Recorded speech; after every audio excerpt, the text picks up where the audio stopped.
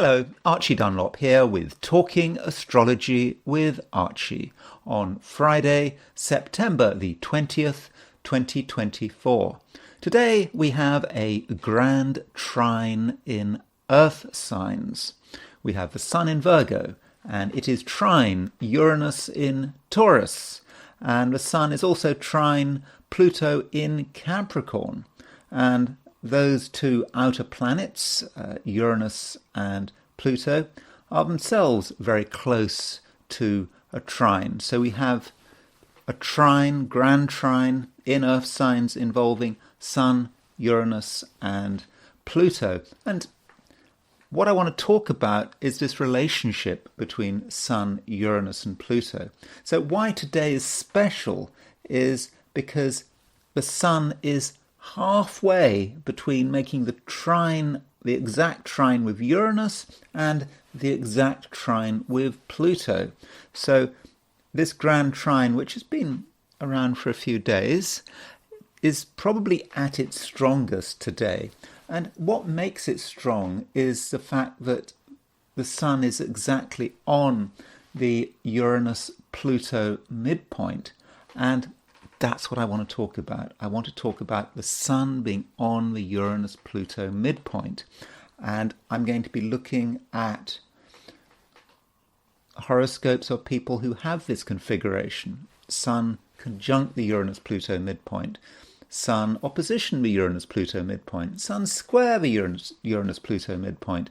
Even Sun making a semi-square or a sesquiquadrate to this midpoint. So that's my theme. I'll be looking at some famous people. For example, Benjamin Netanyahu has the Sun aspecting his Uranus-Pluto midpoint and some events. In fact, Joe Biden was inaugurated with the Sun making a 45-degree or 135-degree aspect to the Sun-Uranus midpoint, and I'll be looking at that inauguration chart.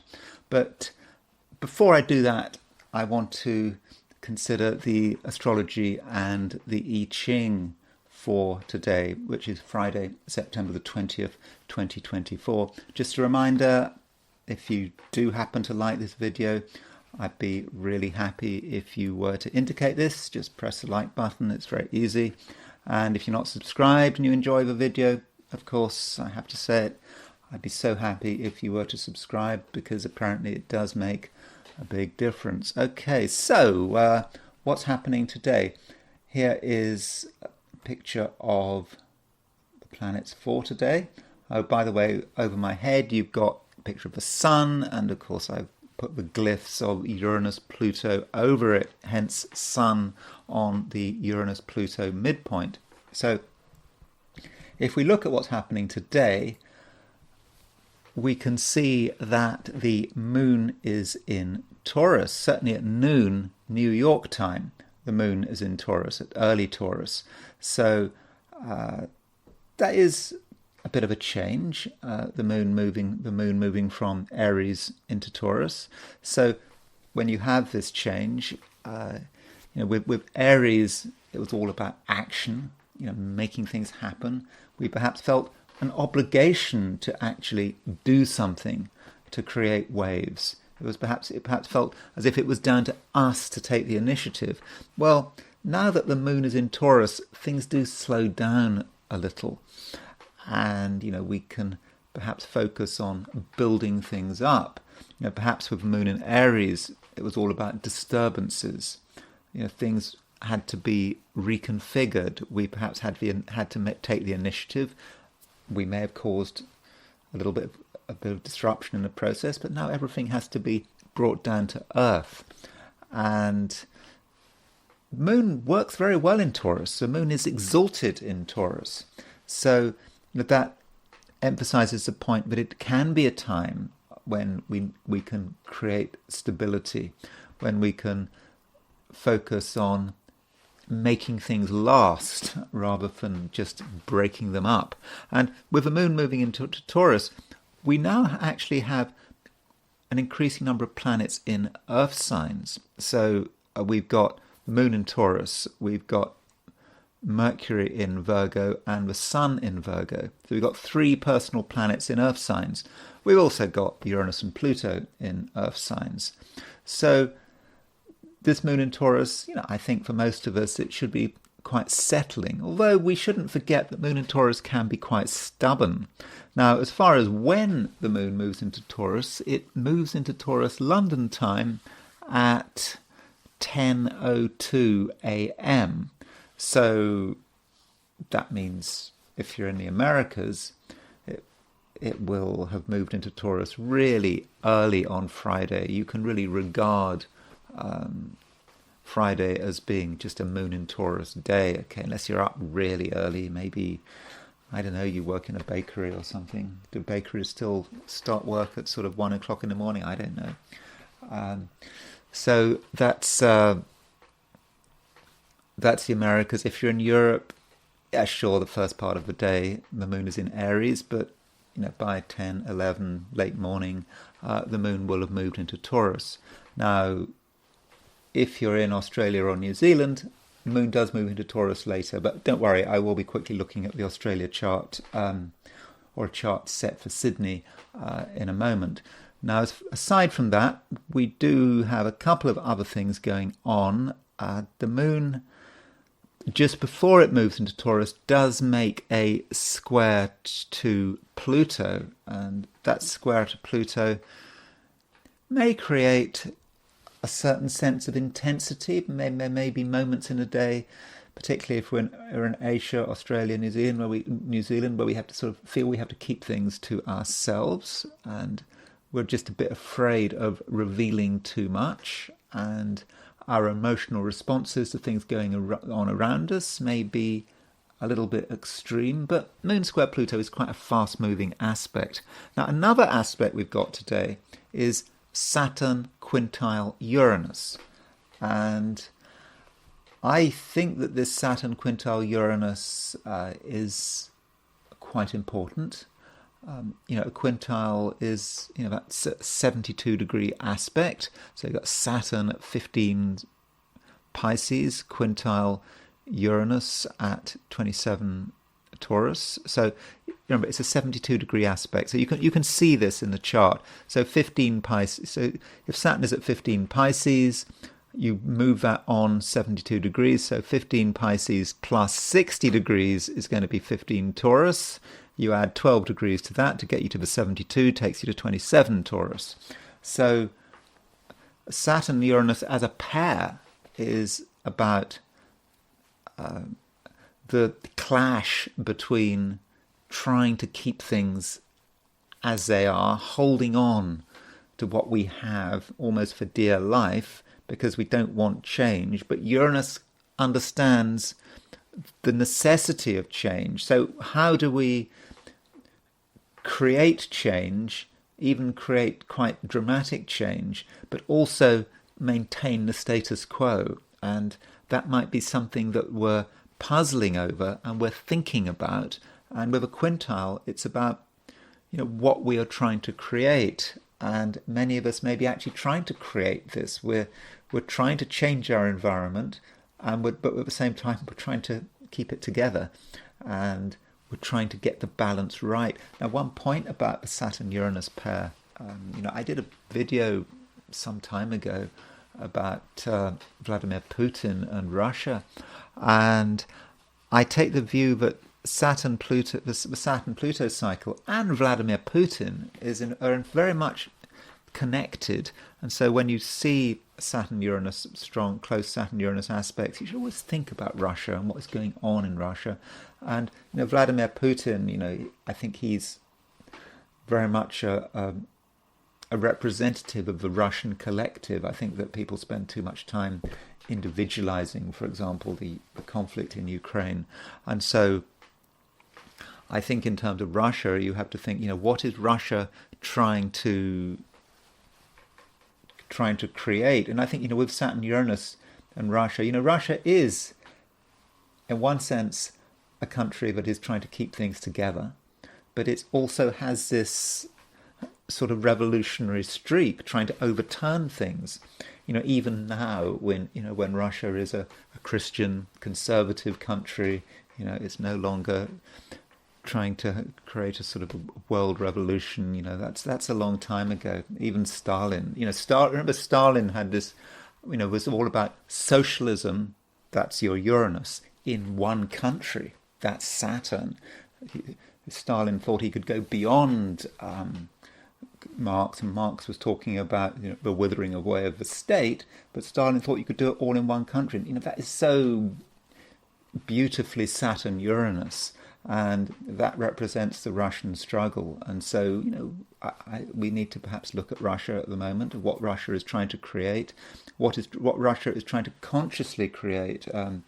And I'm sure that there are some, very important long-term discussions going on in Russia at the time of this Saturn quintile Uranus.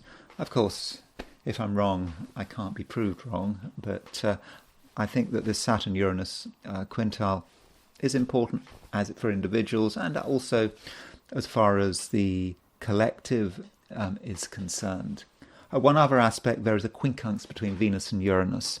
Venus is right at the end of Libra, 27 Libra, there it is, and it is in a 150-degree aspect to Uranus. So that quincunx between Venus and Uranus could be a bit difficult, I think, in terms of, for example, of relationships. One wants to relate, Venus in Libra, but Uranus, one wants to safeguard one's freedom, and so there may be a little bit of tension.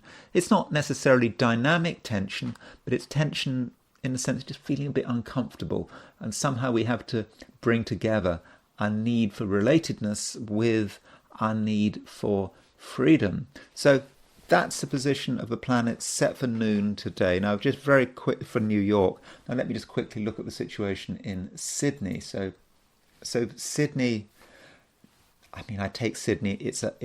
I believe it's the largest city in Australasia. Correct me if I'm wrong, and it's just a sort of a representative of Australia and New Zealand, and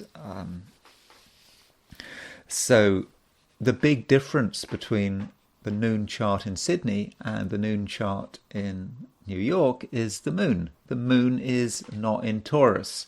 The moon is at 2537 Aries. So if you're in Australia or New Zealand or East Asia, Kamchatka, maybe Japan, the Philippines, then I think it's going to be not quite so much a moon in Taurus day, except perhaps very late in the day. It's going to be more moon in Aries. It's going to be more about the moon making an opposition to Venus. Perhaps we've got a T-square coming up here. You see the moon is opposition Venus, the moon is square Pluto. So I think if you're in Australia or New Zealand or East Asia, it could actually be quite an intense day. I think the moon will be in Aries for most of the day, and you're certainly going to want to get things done, but you're going to be aware of all the things that could stop you getting things done. Other people and their complications, moon opposition Venus, moon square Pluto. Every relationship does have its potential for creating complications, and that may inhibit your freedom of action. So if you want to get things done and you want to get things moving, you do have to take into account the human dimension, but it's important not to be overwhelmed by it. And of course, with moon opposition Venus, I have to say, it can be a little bit indulgent. So I don't know, if you're out shopping in Sydney, watch how much you spend. And of course, that applies to Australasia in general. Okay, so let's look at the heliocentric picture for today. So here is going back to New York. The location doesn't really matter so much for the heliocentric picture. So that's what it looks like heliocentrically. So now we have a situation where the Earth is conjunct Neptune. Remember, that's the same as the Sun opposition Neptune. That Sun opposition Neptune I mean, geocentrically, it is important today, but it is a feature of tomorrow as well. Heliocentrically, we can perceive that Sun opposition Neptune as Earth conjunct Neptune, and I do think that is kind of more descriptive. There's planet Earth, our little Earth in the middle of the solar system, and it's conjunct Neptune. And I suppose we've had a lot of floods recently. Not here, not in Washington State in the US, but certainly in Central Europe, there's been a lot of floods. So Earth Neptune, I mean, I'm assuming we're over these floods, but water in general is a bit of a problem in the world. And Neptune, of course, is the planet of confusion. Things are not very clear at the moment, and it's easy to misunderstand things. So we need to be very aware of that. Also, Mercury is at 23 Leo. Remember, this is a heliocentric chart. Mercury at 23 Leo is starting to make a square to Uranus. So Mercury square Uranus could really stir things up. It could create a bit of instability, and that instability may come about through our ideas and what we're thinking about, and we may see things in a different way, and we might realize that we've got something wrong or something needs to change. And this happens at a time when geocentrically Saturn is quintile Uranus, so your Mercury square Uranus may just stir things up, and the things we say might have a dramatic impact. I mean, that is possible, or may shake people out of their torpor. Maybe we do feel there's a little bit of torpor out there. So torpor, that's a strange word, torpor. One of the incredible things about Washington State is, what really surprised me, the animal that most surprises me about Washington State is the hummingbirds. I always thought hummingbirds were tropical animals, and then you see these hummingbirds, through all the seasons buzzing around, and if it gets really cold, they can actually go into a torpor. That means, there was this hummingbird, but they just go still. They're hanging from a hummingbird feeder completely at night. It looks as if they're totally frozen. They're too cold to do anything, and that is the hummingbird's torpor. I mean, they're not dead. They do in the end fly away, but perhaps with Mercury square Uranus, you want to sort of shake people out of their torpor through the things you say. Okay, so that's a heliocentric picture, and now I want to go through the 12 signs. So these are my forecasts for the 12 signs for today, which is Friday, September the 20th, 2024. Aries.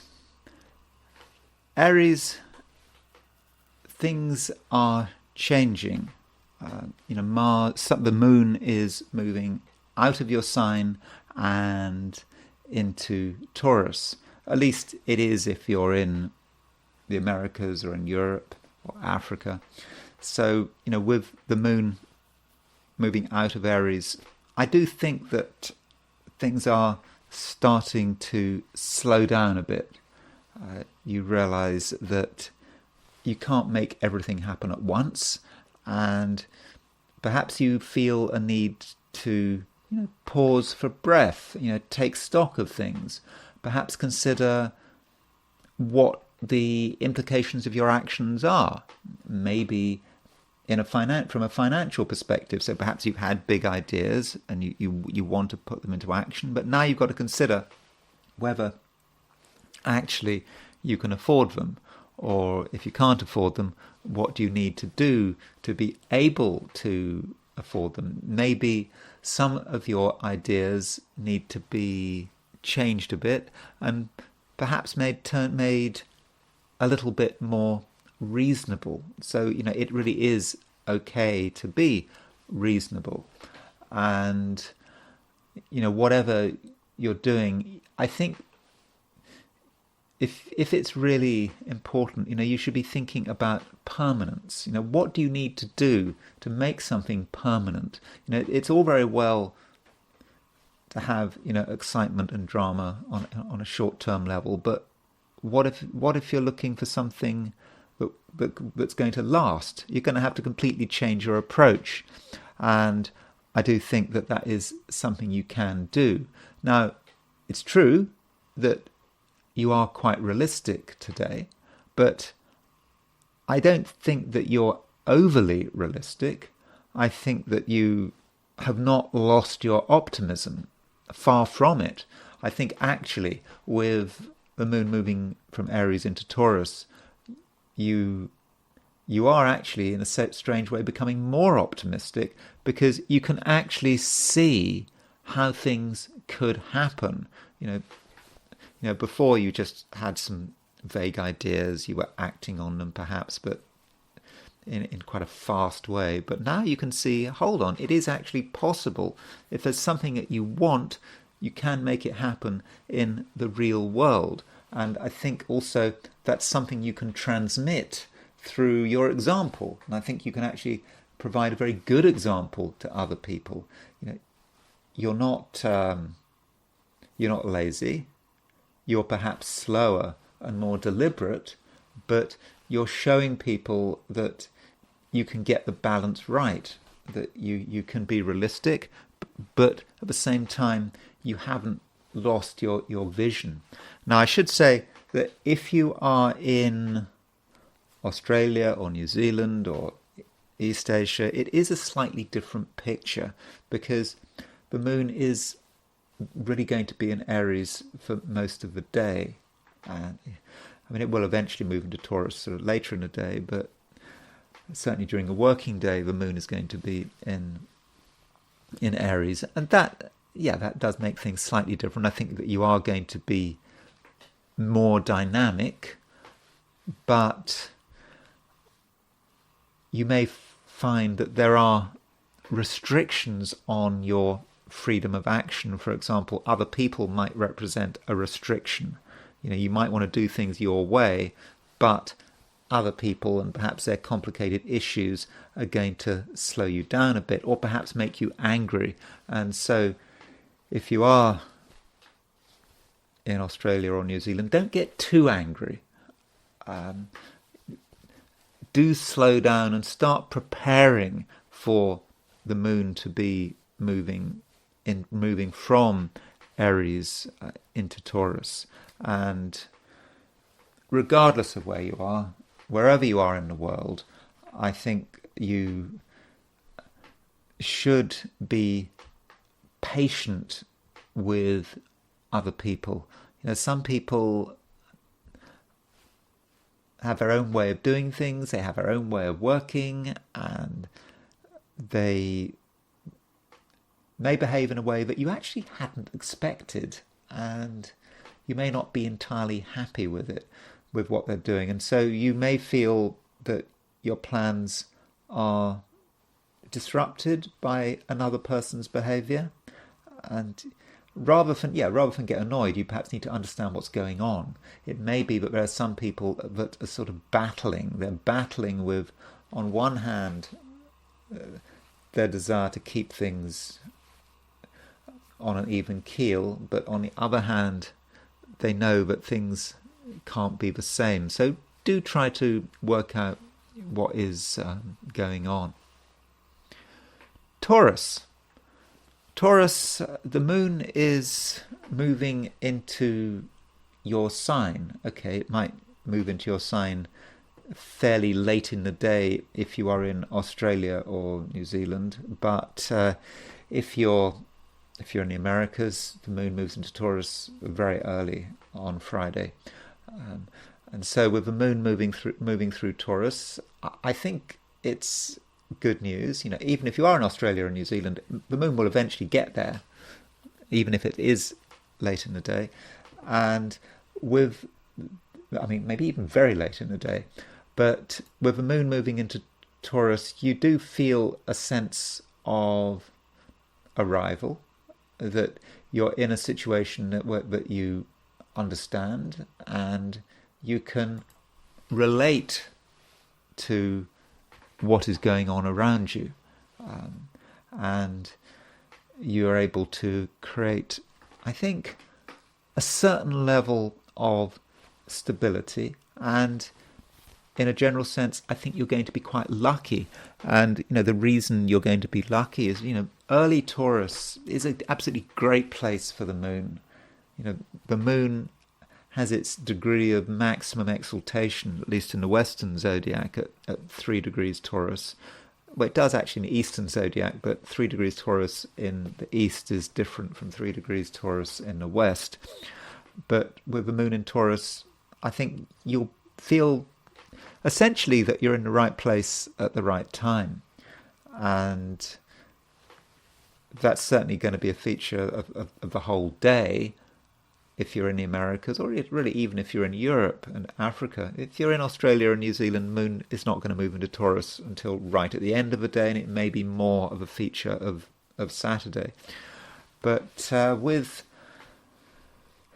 the moon moving in Taurus, we're starting to get a big build-up in earth signs, because, we already have the Sun and Mercury in earth signs, because the Sun and Mercury are in Virgo. And now we have the moon in Taurus as well. So 3 of the 7 traditional planets, the ones that weren't discovered, are now in earth signs. And I think that that allows you perhaps to put up with a higher level of change than usual. I know that Taurians like things to stay the same, but at the same time there are going to be times, perhaps like today, where you understand the need for change. And you shouldn't forget that Uranus is in Taurus. It is in your sign. It's been in your sign for quite some time. Okay, it is going to move into Gemini. I think next year Uranus moves into Gemini at some stage. But right now it's in Taurus. And the Sun has just made a trine to Uranus. Yesterday that trine was exact. Tomorrow the Sun makes a trine to Pluto. So, we've got this Grand Trine in earth signs, which has a direct impact on you, on your sign. And I think that this very much allows you to hold on to what's important in your life, but also, if necessary, to create really quite substantial changes. For example, you might feel that now is a time when routines need to be changed. You've been doing things the same old way for years and years. That can actually happen with Taurus. And then you want to make changes. And, we got Sun on the Uranus-Pluto midpoint. Let me just read you what Vitta says about Sun on the Uranus-Pluto midpoint. He says this might have some relevance to you. So he says Sun on the Uranus-Pluto, his Sun on the Uranus-Pluto midpoint, physical development which commences suddenly. The man who suddenly faces a changed manner of nutrition, who suddenly changes his intake of food or his meals. Days during which meal times are on a changed schedule. Now, for some reason, there's a focus on meal times.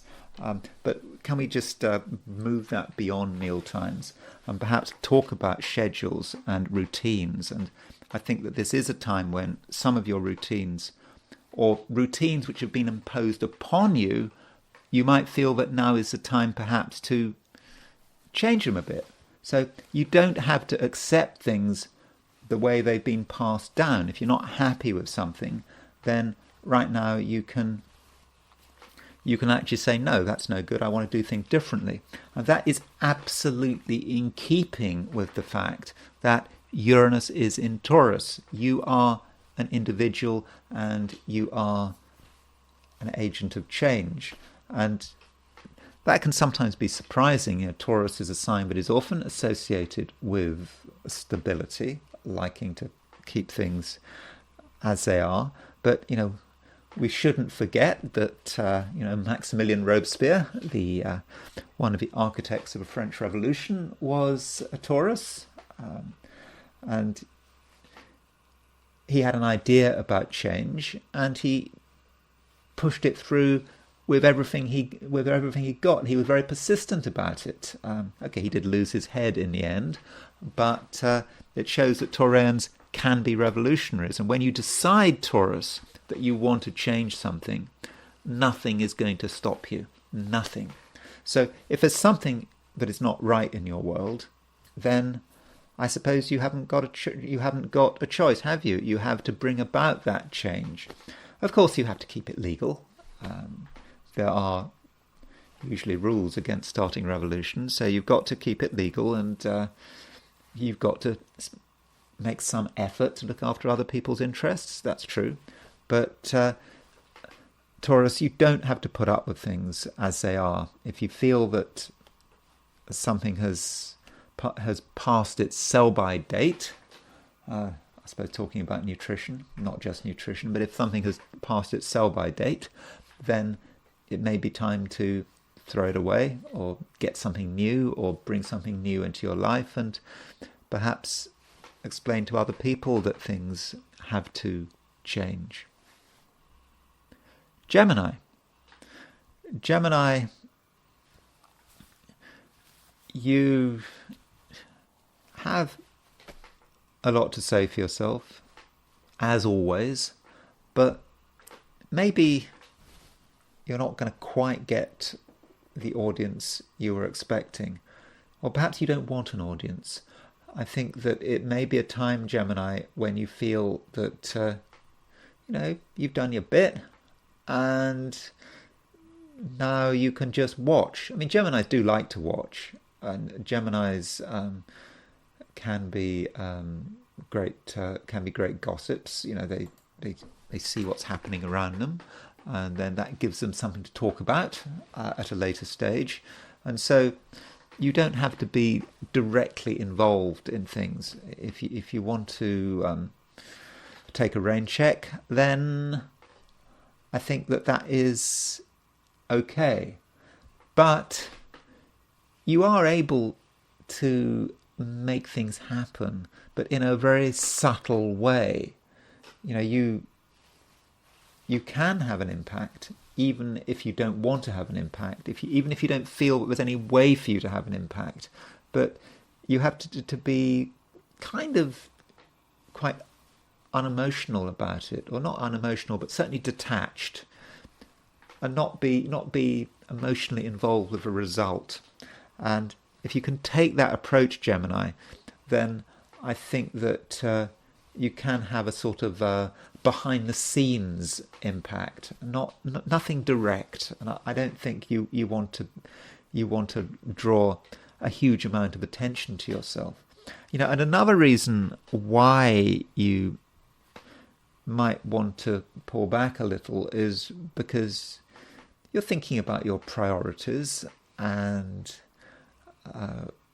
one priority you might have is your own home and your stability and security, because the sun has been moving through Virgo, and the sun moving through Virgo. Remember, Virgo in a Gemini chart, very low profile sign.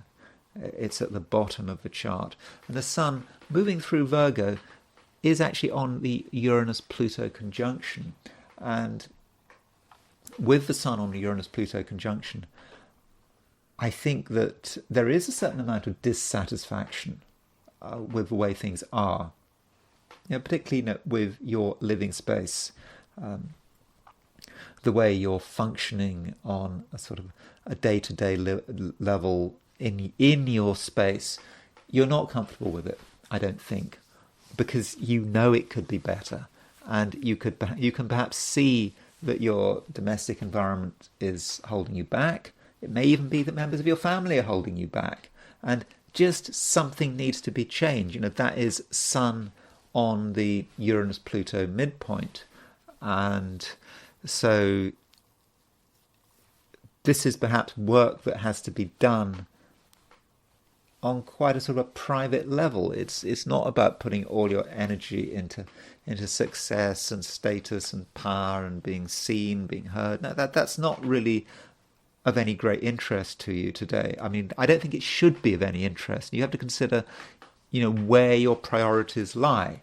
And, I think at the moment, your priorities lie in your private life, in your domestic life, and that's where the work needs to be done. And I think that if there is pressure to do something else, to go beyond your home, perhaps to be involved in something to do with work or public performance or whatever, if possible, I would have said resist the temptation.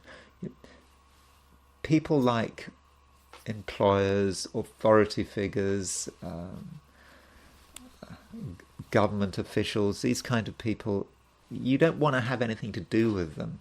They're going to just make your life more confusing.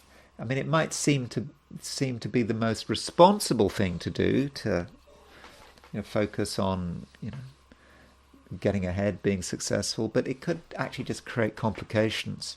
And I think that, today your priorities should be at a much lower level, and I would have said probably the more time you spend at home, the better. Cancer, the moon is moving into Taurus. I mean, it moves into Taurus at some stage. Early in the morning, it moves in very early in the morning. It moves into Taurus if you're in the Americas.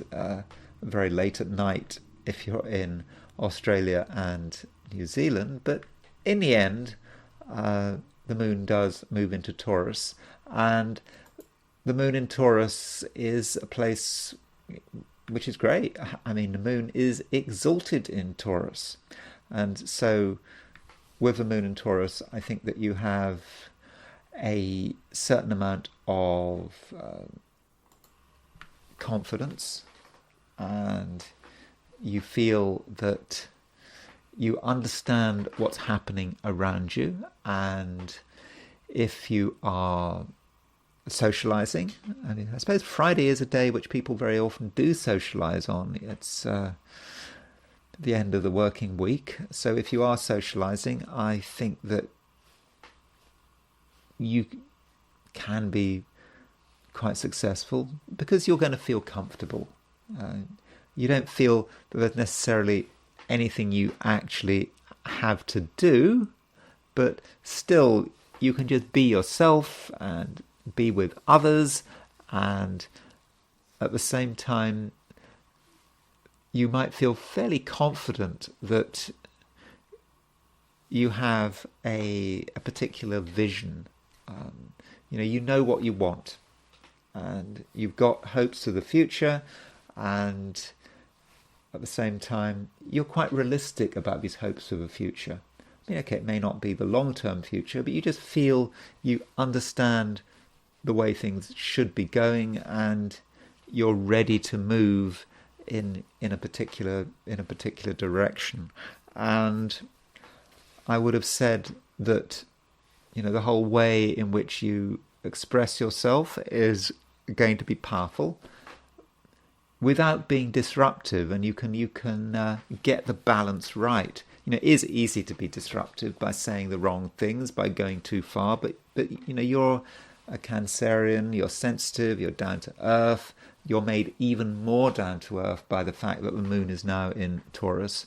So you can be someone who is very constructive, and I think in general people are going to appreciate your presence, and I think as the day progresses you'll find that you become increasingly powerful, and that people will increasingly listen to what you say, and if necessary, Cancer, I think you're going to be able to assert yourself without without much difficulty. And really, that's probably about it, though I suppose I need to point out that Saturn is quintile Uranus. That Saturn quintile Uranus might have an impact on relationships because, Saturn rules Capricorn, and so Capricorn is your opposite sign. And so Saturn is, in a way, your relationship ruler. And if it is quintile Uranus, there may be things going on in people's minds. They're contemplating some kind of change. They're trying to work out how to bring about a change. And maybe they're not able to apply themselves quite yet, but they're certainly working on it. And perhaps you need to work out who those people are, because Cancer, I think in certain situations, you may be able to anticipate a change. You can see where things are moving. You can see how certain people are moving. And if you're honest with yourself, you kind of know they're going to do something, or you know they're going to say something.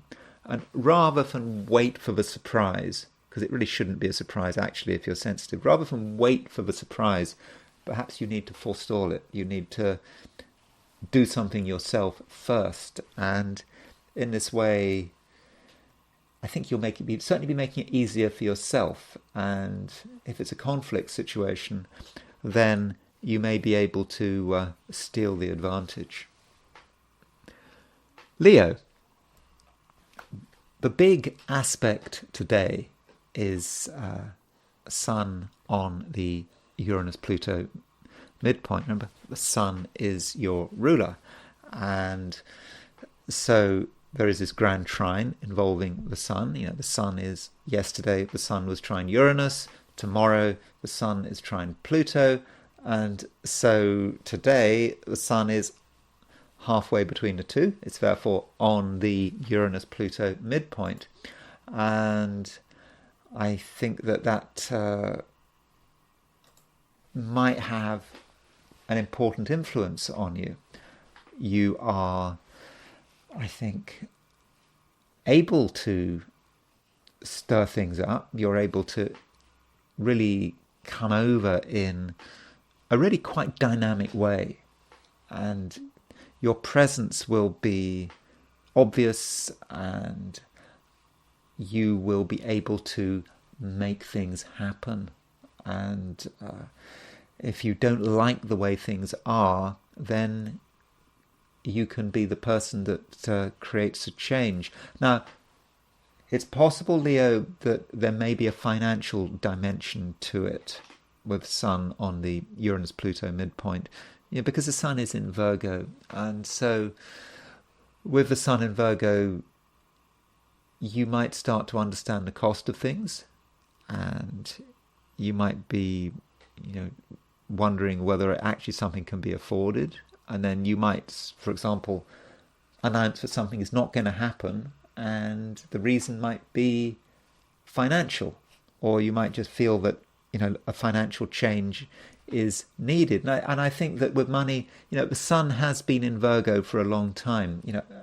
Sunday the Sun moves out of Virgo, and from a Leo perspective, Sun in Virgo perhaps isn't great because it's a little bit boring, but Sun in Virgo is sensible and it's grounded, and there could be some financial realizations, and you just might feel that some action is required. And okay, you have to be careful about making fast decisions because the Sun, it's on the Uranus-Pluto midpoint, but the Sun is also opposition Neptune. In the jargon, we have a kite. So in astrology, a kite is a Grand Trine, but with one of those planets in the Grand Trine in opposition to another planet. So we've got Sun, your ruler, trine Pluto, trine Uranus, and of course Uranus and Pluto are also in trine, but then the Sun is in turn opposition Neptune. So Neptune is sextile Pluto, Neptune is sextile Uranus. And, kites are generally seen as pleasant things, but be wary of the fact that at the moment Sun is opposition Neptune. So it's good to have great decisions. It's good to shake things up, but with that Sun opposition Neptune, you just have to be careful, because somewhere along the line you might have got something wrong, and I would perhaps be a little bit concerned about money. There may be something you don't fully understand, and you may need to seek information, further information, and probably in terms of other people, you should be careful about who you trust, and you certainly shouldn't take what people say at face value. Now, while this is going on, the moon is moving into Taurus. Certainly, if you're in the Americas, moon is going to be in Taurus pretty much all day. If you're in Europe, late morning, okay, in Australia or New Zealand or the Philippines, for example, that might be this evening. But still, at some stage, the moon does move into Taurus. And in terms of the Leo horoscope, moon in Taurus is about direction, and it's about ambition, and it's about, what you need to do and what you need to accomplish. And I think that with the moon moving into Taurus, and it happens today, and over the weekend it will be moving through the sign continuously. In fact, the moon will at some stage make a trine to the sun and make a trine to Pluto. In fact, the moon will eventually join the Grand Trine, so you might actually have a super Grand Trine when the moon trines when the moon trines Uranus and Pluto, and the moon will trine the Sun and Pluto, and then it will make a conjunction to Uranus.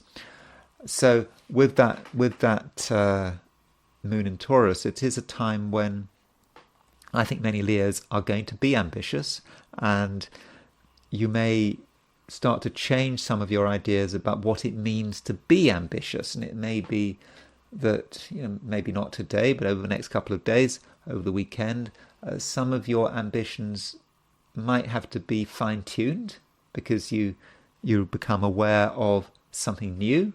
New information requires a change of plan. That's the way it should be. You can't have fixed plans that are completely impervious to a changing environment. So, do think, Leo, about what you are trying to achieve. And I think it is a time when you can certainly be realistic about what is achievable, but at the same time, I think it is very important to be focused on what you want to happen, because I think at the moment, Leo, it really can happen. Virgo.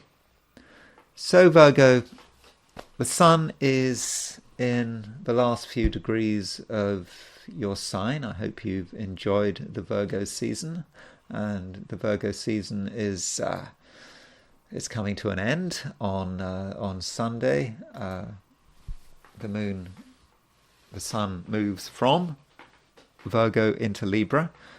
That is, of course, by definition, the autumnal equinox. At least it's autumnal if you're in the northern hemisphere. And on its way, just before it changes sign, the sun makes a trine to Pluto. And in fact, yesterday, it made a trine to Uranus. And so what we have today is we've got the sun moving through Virgo, making a grand trine. I mean, okay, we've had this grand trine for a couple of days, but I think you could argue that this is the peak impact of the grand trine, because the sun is on the Uranus-Pluto midpoint today. It's all lined up. And so, Virgo, it might be a time when you need to consider your needs. Your needs do matter. And it's just not just your need to be supported and nurtured. It's your need to be an individual and to do things that are different, that allow you to have a unique impact on your wider environment. And I think that's really something you can do, and you're able to really shake things up. So if for example, people have had expectations of you, they've assumed that you're going to do things in a particular way, then now might be a time when you want to shake those expectations up. Perhaps you've been taken for granted. That does happen to some Virgos. People just assume Virgos are always going to be there. They're always going to be doing the same old things. Their time is, if you want some of their time, you can just take it. But that's not the case. At least this is certainly not the case with the Sun on the Uranus-Pluto midpoint. You can really be yourself and actually be unapologetic about it. And if there's something you want to happen, Virgo, then I feel that you can make it happen. And what you mustn't do, Virgo, is put things on hold because you think it's a reasonable thing to do. Don't be reasonable. At least don't be too reasonable today. Because if you repress what you want to do and you repress your revolutionary spirit, it's not going to make you feel any better. It's not even going to make the world more stable, because what might happen is that you could just resent the situation, and when you start resenting the situation, then bad things can happen. Your own behavior might become sulky and resentful, and people will pick up on you being sulky and resentful, and that's not a good situation. And so Virgo, you need to put yourself first and consider how you want to bring about change. And change can be brought about in many different ways. It doesn't mean to say that you have to be in people's face, just pushing them around, being obnoxious. That's not the only way to do it. In fact, there is a way to do it in a manner that is actually quite subtle. People might not notice it immediately, but you're sort of having this force that is invisible. Just because something can't be seen doesn't mean that it's not happening. And perhaps the reason it's invisible is because you are able to cultivate a certain amount of objectivity. You want to do something, you're not going to get worked up about it, you're not going to get angry about it, you're not going to announce it, you're going to be fairly detached about it, and in the process, yes, Virgo, you can really create something really quite special without people seeing it. And when they do see it, it's too late, it's done. So I think in many respects, Virgo, you are quite a powerful person. Though I suppose I need to remind you that the Sun is starting to make an opposition to Neptune. This opposition may be exact today, it may be exact tomorrow, but this Sun opposition Neptune does fall across the main axis of your chart. And so with this aspect, Neptune is in Pisces, your opposite sign, so you have to be a little bit careful of other people, because they could distract you. And if they distract you and they stop you doing what you want to do, then you're going to feel resentful. And so that is perhaps a good reason not to announce your plans, because if you announce your plans, you're inviting negotiation, you're inviting feedback, and the negotiation and feedback may just tangle you up.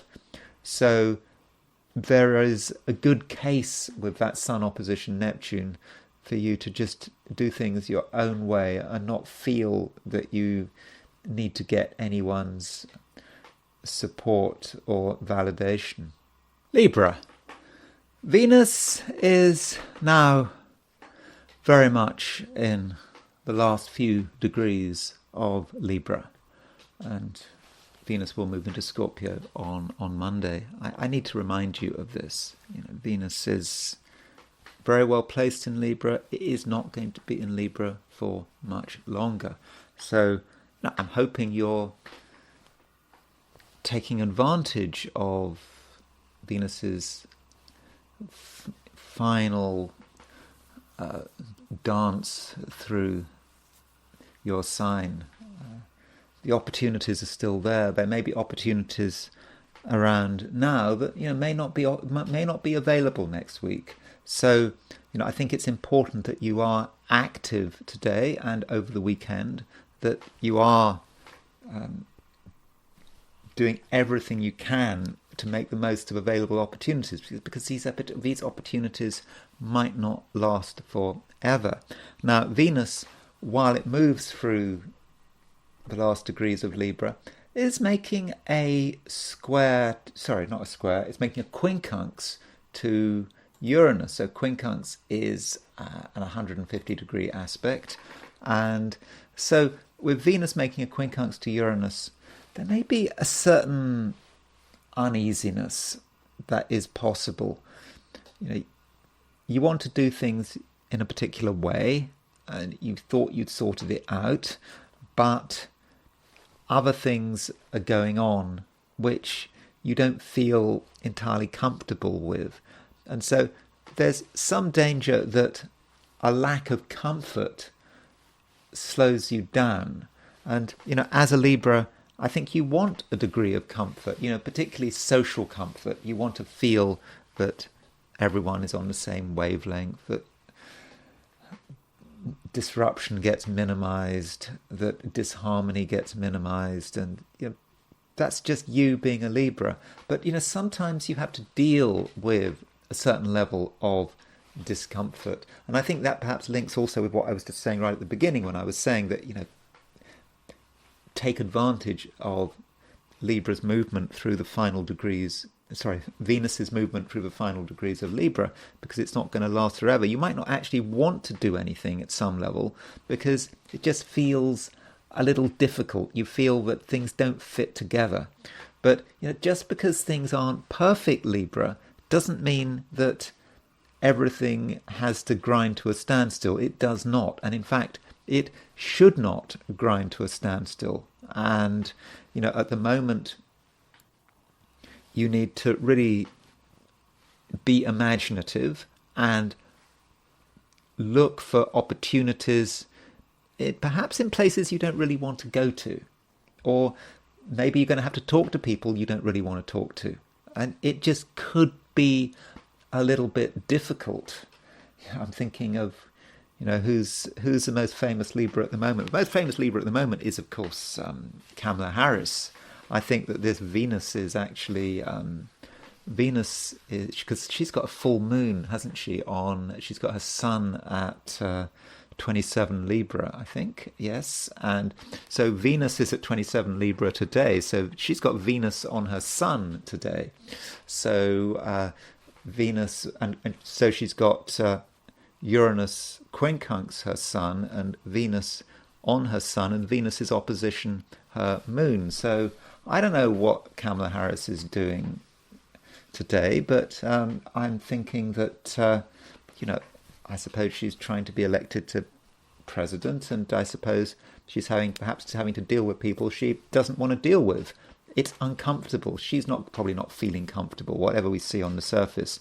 So perhaps you have to understand perhaps some of the struggles that Kamala Harris might be having at the moment.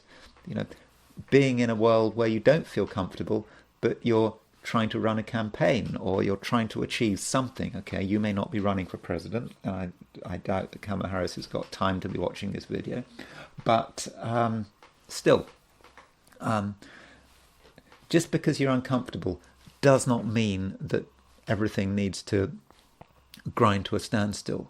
And in fact, if you handle it right, a lack of comfort may be useful. Perhaps it's about undermining other people's comfort, because if other people are comfortable, too comfortable, then there's not much they can do because they're complacent. And so if people are too comfortable, they might actually slow you down. They might get in your way. So you perhaps have to undermine people a bit just by saying something, doing something which puts them in a different frame of mind. And it may in fact then be a good idea, Libra, for you to be ever so slightly disruptive, you have to know where to draw the line. You don't want to be too disruptive, but creating a bit of disruption may actually be very useful. And I think, Libra, you will understand how far you can go. And you may also then find that one piece of disruption leads to another piece of disruption, but in the end leads to some kind of opportunity. So if you feel that the world is not being forthcoming, you just have to shake things up a little, do things that people weren't expecting. And I think that, in the end, you will be able to benefit from the situation. So in a way, I'm saying kind of today, don't be too much of a Libra. Librans, do have a reputation for wanting to keep the peace, wanting everyone to be happy and nice. But I don't think that's going to be work. And perhaps you have to tune into the other side of Libra, the side of Libra which is all about understanding what brings people together, understanding what harmony means, and because of that understanding, being able to create a little bit of disruption, just enough disruption to ensure that you're able to get your way. Scorpio.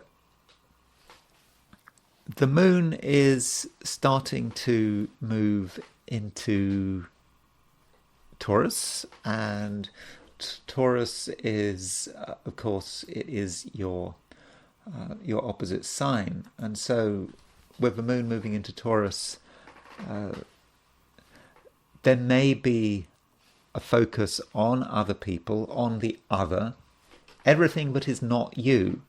We think of that opposite sign in a jargon, the seventh house, as being other people, but it's not just other people. It is just everything that is not in your control.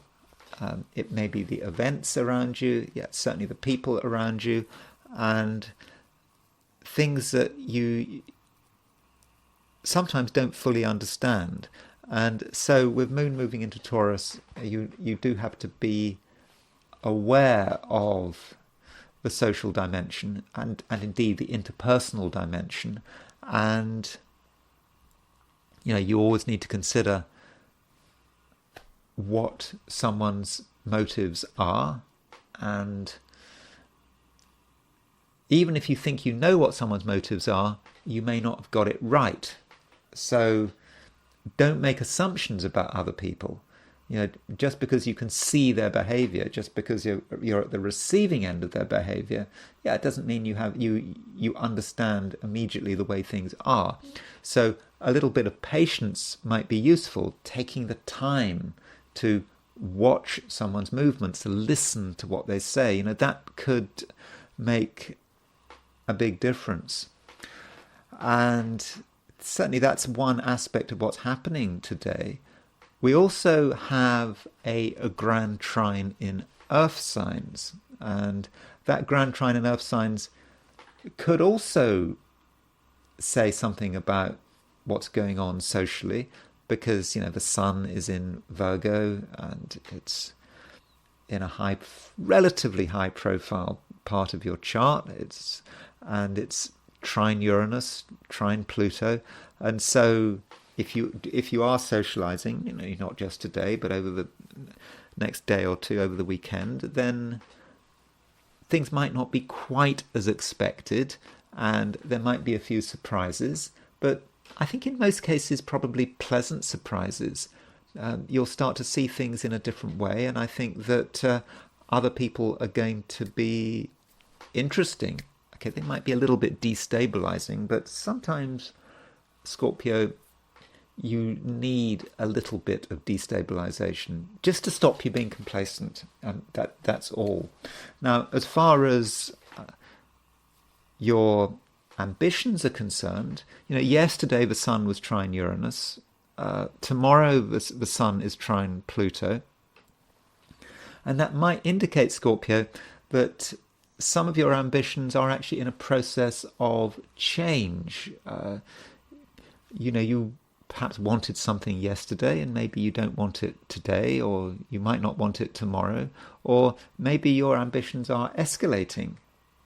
Perhaps your ambitions used to be very simple, and you were comfortable with them, but now you're not quite so comfortable with them, and you perhaps feel that you want a lot, and maybe you want a lot right now. And if you feel that way, then I don't think that you're necessarily being crazy about it. I think that perhaps you're right to feel that you deserve a lot and that you can get a lot. But of course, in order for that to happen, some kind of change is necessary. So if you're working, a bit of a change perhaps needs to happen. Maybe today, I know today's the end of a week, people are winding down, but if somehow things can be just shaken up a little, perhaps you can notice something, that you notice something obvious, no one else has noticed it, and because of what you notice, you can actually create really quite substantial change. So you are certainly not someone to be underestimated. Though while this is going on, you need to keep in mind what the best possible result could be. Because Scorpio, you do have an optimistic streak which is coming out into the open today. It may be a kind of optimism that you don't feel entirely connected with, but Scorpio, deep down, you can see the way things could be, and I think you'll be helped by having a certain vision. You do have a vision which goes beyond the here and now, goes beyond the frustrations of the here and now, can actually see a tomorrow that is certainly better than today. And so, Scorpio, if you can actually find a way of communicating that optimism in a very simple but intense way, you'll be actually communicating not just to other people but to yourself, and you'll be reminding yourself that it is possible. And when people hear you being optimistic, they are going to listen. And through your optimistic approach, by offering people a vision of the future which is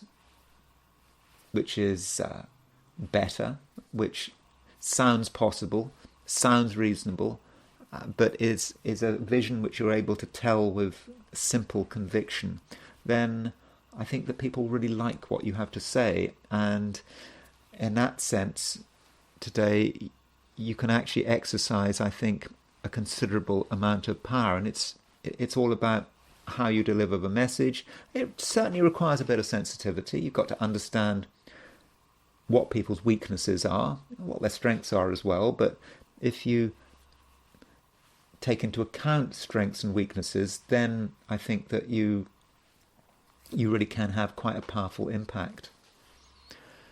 Sagittarius. Sagittarius, I know it's Friday, I know it's the end of the week, but that doesn't mean to say that there aren't things to be done. I think there really are things to be done, Sagittarius. And, one reason for this is that, we do have this Grand Trine in Earth signs. So, we've got Sun-Trine-Uranus, Sun-Trine-Pluto. I talked about that yesterday, but I think that today the Grand Trine is arguably at sort of peak impact because the Sun is, yesterday Sun made its trine to Uranus, tomorrow it makes its trine to Pluto, and right now the Sun is on the Uranus-Pluto midpoint. And so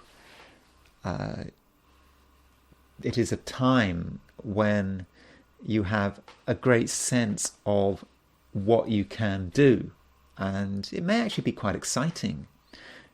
Even if on the surface nothing is happening, on the surface it just feels that everything is the same. Deep down you know that it's not the same, and that this is a time for you to make things happen and to sort of blast through your negativity. I think there is a little bit of negativity here, a sort of something trying to hold you back. the past has hands, and the past has hands that try to drag you down into the mud. But that's not something you want to happen, and it's not something that needs to happen, because I think that this Grand Trine should be future orientated, and it's not just about inspiration, though. It is about putting the work in and making the effort to make things happen. And if you see a reason why something can't happen, rather than just pretend it doesn't exist or get obsessed about it to the extent whereby you give up on a plan, you need to work on it. So restrictions can be addressed and restrictions can be overcome. And with this Grand Trine in Earth sign, Grand Trines are about fast-moving energy. They're about momentum. Once things start moving, they move quicker and quicker and quicker, and that is all about the Grand Trine energy. And I think that you need to, make the most of today, and it could perhaps be quite exhausting in the end, but I don't think you're going to overdo it. I think you'll know the limits of your energy, and I think at the same time, Sagittarius, your ability to do detailed work is actually going to be quite good. I'm surprisingly good. I mean, I know that Sagittarius is not a sign that's normally associated with details, but today you seem to really understand the details that matter, and you're going to be able to really get to grips with them and overcome them if they need to be overcome. And so you can really, in a way, be a sort of a whirlwind of strength if you want to be.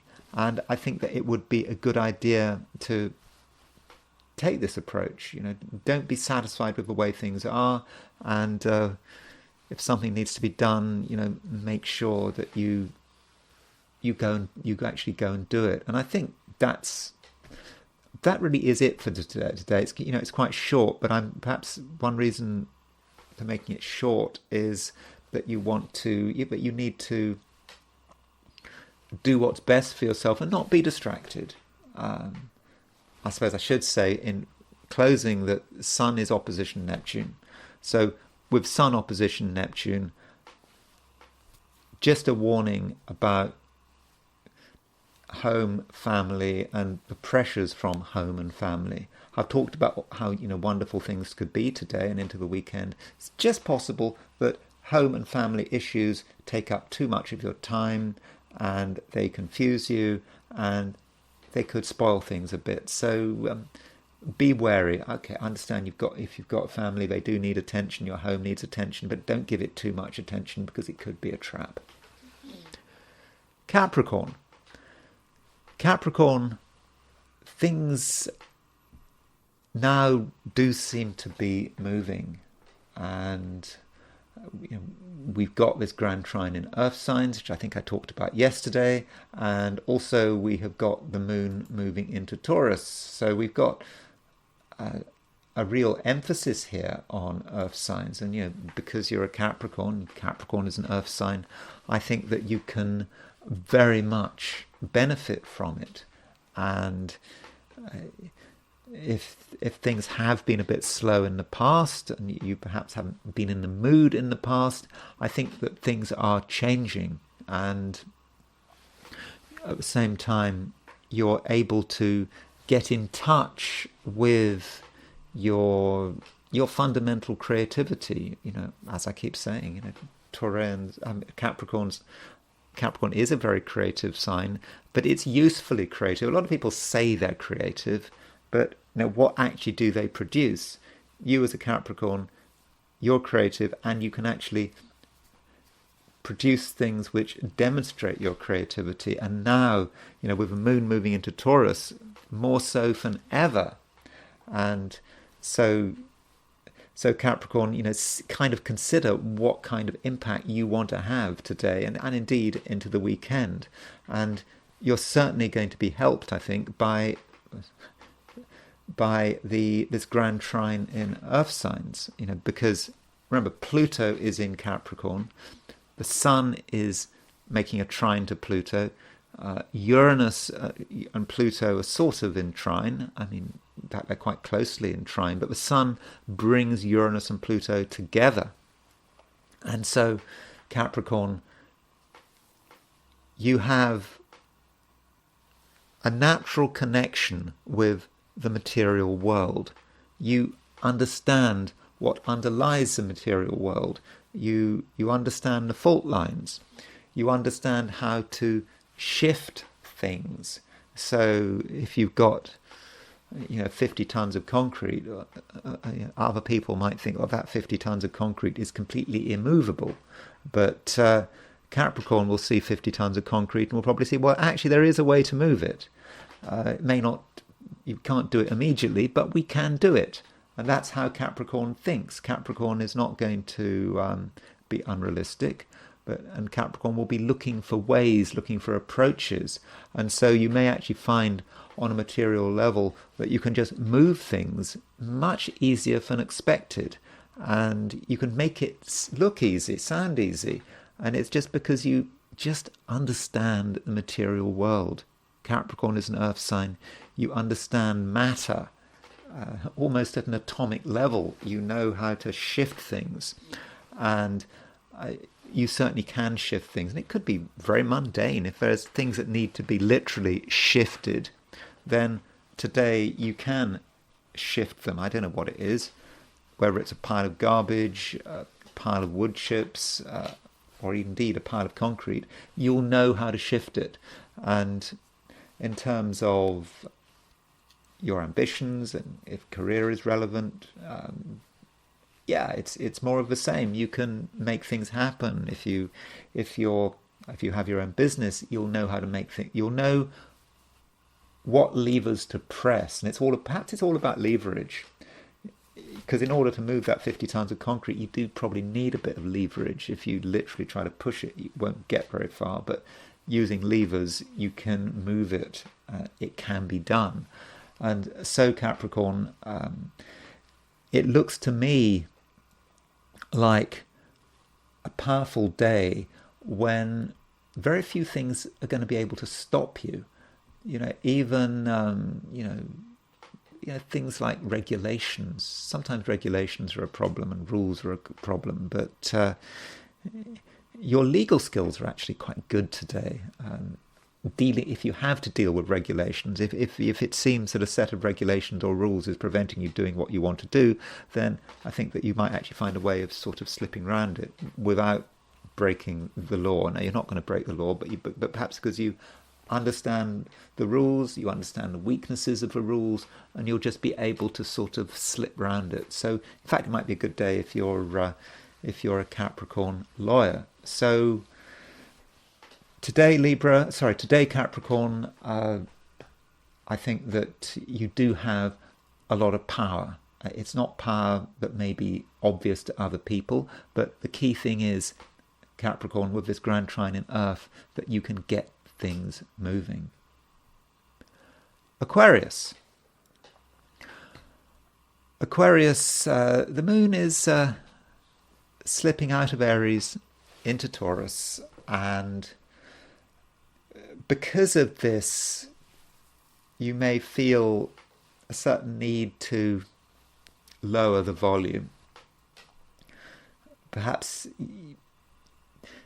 you just feel that things have changed and there's nothing that you necessarily want to do, and you may be putting a high premium on your very immediate environment, and not feeling that you want to make any great effort to do anything.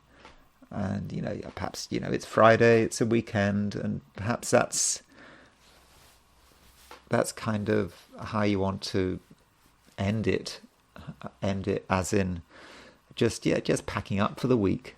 I mean, I think that's your inclination, and I mean, I suppose you could do that if you wanted, but if you are going to, for example, spend a lot of time in your own home, which you might want to do because the moon is moving into Taurus, okay. If you're in Australia or New Zealand, it might not move into Taurus until very late in the day, but sooner or later the moon will move into Taurus, and with the moon moving into Taurus,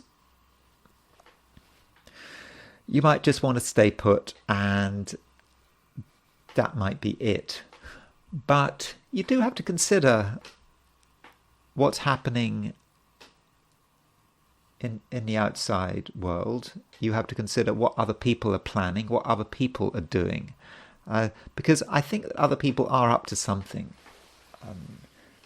Just because you want to do nothing, you mustn't sort of speak for yourself. I suppose you could speak for yourself, but what you say is not necessarily what other people say or what other people think. And what people are planning and what people are doing could, in the end, have an impact on you. And they could actually do things very quickly. And that is because we have a Grand Trine in Earth signs. And that Grand Trine in Earth signs does involve the Sun, because the Sun is trine Uranus, Sun is trine Pluto. And that Sun, remember, Sun rules Leo, your opposite sign. And so that Grand Trine could be about people doing things quickly. You expect things to be the same tomorrow as they are today, and because other people can move quickly, that means that you might wake up and see that the world has changed.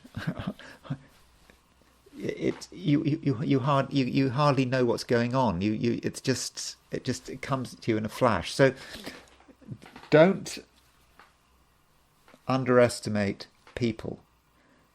People could be a law unto themselves, and they could create change very, very quickly. And before you have any time to work out what's going on, it's done. And so don't close your eyes.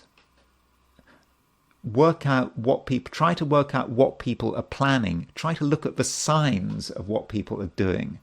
It may be, I don't know, it could be building work. It's over the weekend. So if you're looking out of your window and you see a van parked outside your apartment or your house, you don't just ignore it. It might mean something. It might mean that something is about to change. So I'm not just talking about people you know well. It might be people you don't know well. These people could just be up to something. It may not be they're up to anything. They may not be up to anything bad, but they may be just up to something. And before you know it, whatever they're planning, they've gone and done it, and that could have an impact on you. So whatever your feelings, I think it's a good idea to ask questions and to be curious. If something has changed, even if it's changed just a bit, Aquarius, then find out why it has changed, because it might reveal something else. But Aquarius, I'm not trying to make you paranoid. Chances are, Aquarius, today is going to be a normal, comfortable day. You can do your own thing. You don't have to worry about anything. If you want to ignore other people, everything will be fine. But I just think we do need to look at what's happening astrologically and try to consider the potential of the situation for better or for worse. Pisces, you feel, I think, relatively secure at the moment. You feel that you know what's happening, and you feel that you're able to, I think, express yourself pretty well. And I think that in most cases, people are going to listen to you. And okay, they may listen to you, but okay, they might not entirely want to follow your lead. So I suppose there are limits to how influential you are. I mean, in general, you are quite an influential person right now, but there may be a certain sense of disappointment. You know, you expected people to do things, perhaps to honour their promises. You perhaps expected people also to have a bit of enthusiasm, to be excited, to have a certain sense of excitement. But there's something a little bit difficult going on here. It just may feel that things aren't moving, and that a lot of people, whatever they say, they just might want to stay in the same place and not move out of it. And you know, by the same place, I'm not just talking about the sort of geographical place, but it's also in their mental space. And it may seem that some people are just so much more comfortable in the past than in the present or the future. And you know, it's easy to get annoyed, but I think in many respects that is the way it is, and you have to accept people for what they are, and you can tell people what you think. And I think that if you are patient and you deliver the same message again and again, I think that in the end you will have an impact. But it just may be a little bit slow today. I think that over the weekend things are going to be easier. There is going to be more movement, but just I think that right now, Pisces, I think that there be limits to what people are prepared to do. Though, Pisces, do consider the possibility that there may be something about you which is slowing everyone down. And that is because the Sun, which is moving through Virgo, your opposite sign, is actually making an opposition to Neptune.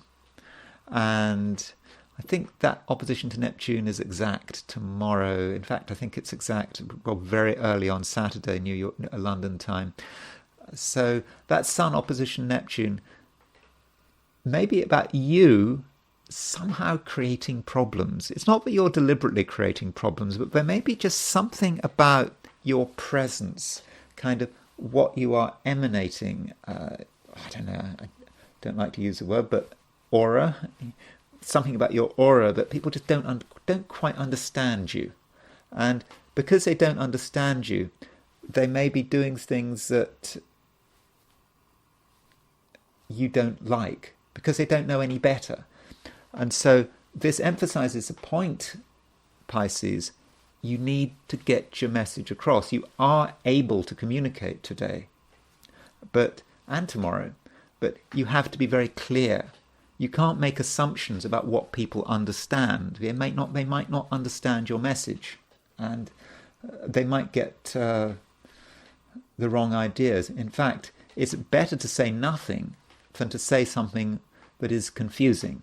So do consider that possibility. But I think that tomorrow is probably going to be easier than today. It's just today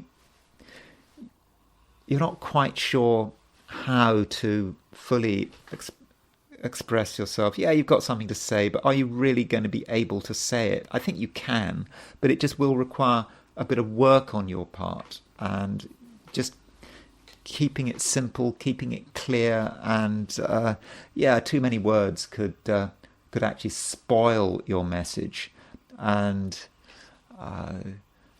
also it does work both ways. And it is that you are confusing, or at the same time other people are not really in the mood for movement. They prefer the past and the future, and so perhaps you just have to accept the situation and sort of work with it as you move into the weekend. And those are my forecasts for the 12 signs. And I now want to look at today from the perspective of the I Ching. So I ask the question, what is Friday going to be like for those watching the I Ching segment of this video? And the first and only hexagram I got was hexagram number 39, which is obstruction. I mean, that's a bit of a shame. I mean, we just had the Grand Trine in Earth. I was talking about this Grand Trine in Earth signs, and the Sun is, on the Uranus-Pluto midpoint, and looked exciting. Probably is going to be exciting if you handle it in the right way, but still, we have this this hexagram which doesn't move, no moving lines, obstruction, and this does indicate that we want change, we want things to move, we want to move forward, but we are just being held back, and it doesn't move anywhere, no moving lines. So there are a couple of ways of looking at that. One way of looking at no moving lines is to say that when you have no moving lines, it may indicate that the I Ching reading is not particularly valid, maybe. I mean, that's one way of looking at it, that it's perhaps not particularly important. I won't say not valid, but not particularly important. Its impact could be quite mild. That is one approach. On the other hand, this is the hexagram obstruction, things not moving, being stuck, and we have no moving lines. I mean, that fits entirely, doesn't it? And so, if you're involved with something, do not expect too much progress today. You might have moved into new territory. You might have made recent progress, but you can only take things so far. And now it feels as if you are stuck. And I think we can get a better idea about what obstruction is about by looking at the nuclear hexagram. So the nuclear hexagram is the hexagram in the middle.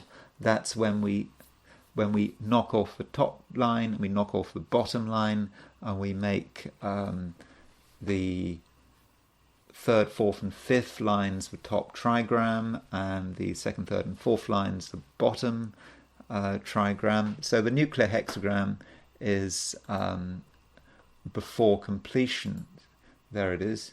So can you see how it's a nuclear hexagram? So you knock off if you knock off the top line and you knock off the bottom line, then then you can see that the top three lines becomes the top trigram of a nuclear hexagram, and then the second, third, and fourth lines become the bottom trigram of the hexagram. So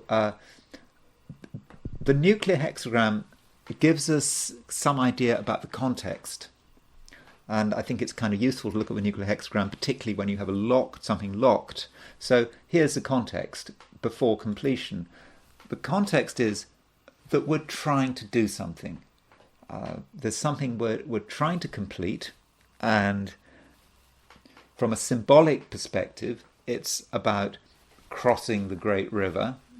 We need to make that crossing in order to make progress, but we haven't crossed it yet. We're sort of halfway through the river. And so we are quite vulnerable, and we have to be careful, and we mustn't fall in the river. We have to be really careful. And so when we look at this hexagram obstruction, we get a sense that there is something we're trying to achieve. We're there, we think we're almost there. We can see the far bank, but we're running into difficulties here. And the advice is we must pause, or even consider retreating.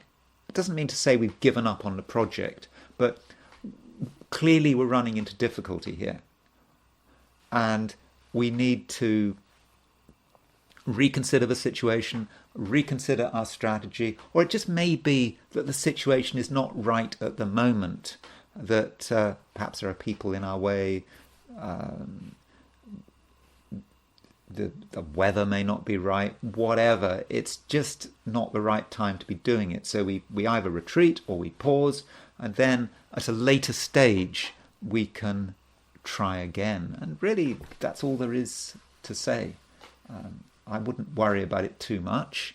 It is just one day, a hexagram for one day, telling us what kind of day it might be like. So now I want to go back to this Grand Trine in Earth signs and sort of consider what it's all about, because I do think that it is it's a very important aspect we've got. I mean, let me just let's just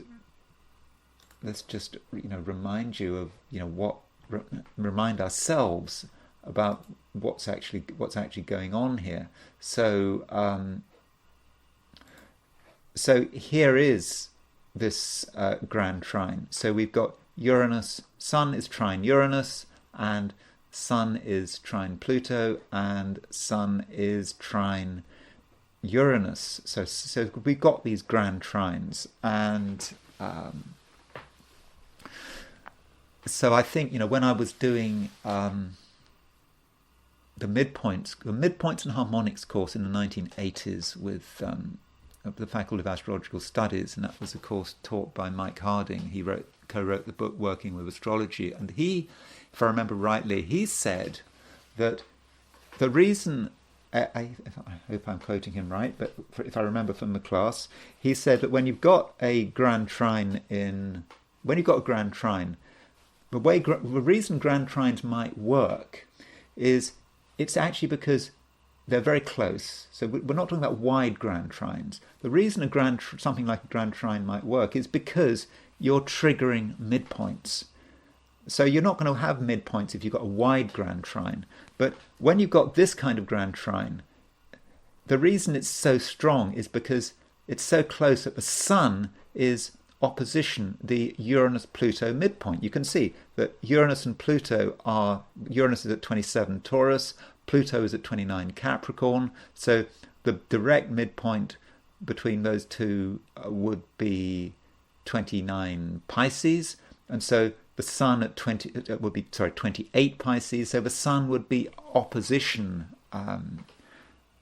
that midpoint. So that's why this Grand Trine is so strong. If you take Mike Harding's logic that he was sort of explaining on the midpoints and harmonics course all those decades ago, but I think it does matter, and so the Sun is very much coloured by the Uranus-Pluto pairing, and so we have to think what are Uranus and Pluto about? Uranus and Pluto. Uranus is about change, transformation, the need to change, and perhaps not being satisfied with the way things are.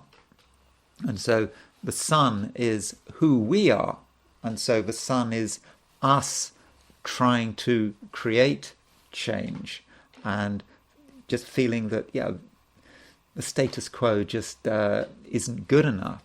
Now, some writers might say that the Sun is a male planet. So if you look at what Witter said about Uranus-Pluto, the Sun, of course, is a male planet. But if you try to understand his logic here, for Uranus-Pluto, Sun on Uranus-Pluto, he says physical development which commences suddenly. The man who suddenly faces a changed manner of nutrition. Why does he say the man? Why doesn't he say a woman? Why doesn't he say people? Well, according to his logic, he would say, well, the Sun is a male planet, so Sun on the Uranus-Pluto midpoint may have a greater impact on male behaviour than female behaviour. If you wanted to know about female behaviour, maybe you should be looking at the Moon on the Uranus-Pluto midpoint. I mean, I'm not saying that's what I believe. I'm just explaining the argument to you. And so Sun on Uranus-Pluto may have a greater impact on male behaviour rather than female behaviour. Now, another writer on midpoints was Reinhold Ebertin. He wrote his Combination of Stellar Influences. And so he talks about Uranus-Pluto, and he says about Uranus-Pluto that it is the principle of transformation. But he also says the collapse of the old order of things, the construction of the new and revolution.